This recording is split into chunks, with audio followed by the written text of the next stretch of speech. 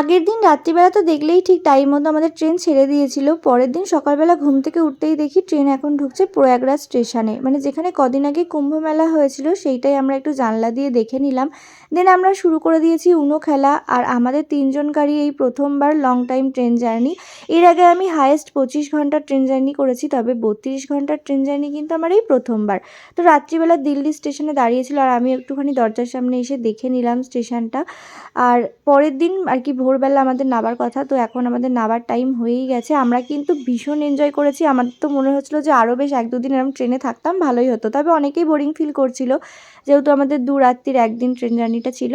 দেন দেখো ভোরবেলা আমরা নেমে পড়েছি এখন কালকা স্টেশনে। এখান থেকে আমাদের টয় ট্রেনে করে যাওয়ার কথা ছিল সিমলাতে, তবে আমাদের ট্রেন 2 ঘন্টা লেটের জন্য আমরা টয় ট্রেনটা মিস করেছি। আর বাই কার আমরা এখন চলে যাব সিমলা। তো এই দেখো কালকা স্টেশনের বাইরেটা কিন্তু বেশ সুন্দর। তো আমরা এখন পৌঁছেই গেছি। আর ছোট্ট করে তোমাদের সাথে একটু রুম ট্যুরটা দিয়ে দিই আমাদের সিমলাতে হোটেলের রুমটা কেমন ছিল।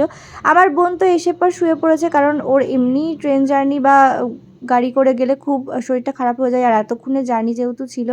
তো এই যে এটা ছিল আমাদের বেড, আর এইদিকে ছিল একটা ওয়ার্ড্রপ, সাথে একটা ড্রেসিং টেবিলও ছিল, আর এই পাশে একটা বড় মিরর ছিল, আর একটা ছোট্ট সোফা আর চেয়ারও ছিল, আর ওইদিকে ছিল টয়লেট। আর এই দরজাটা হচ্ছে একটা ছোট্ট ব্যালকানি ছিল যেখান থেকে ভিউটা জাস্ট অসাধারণ।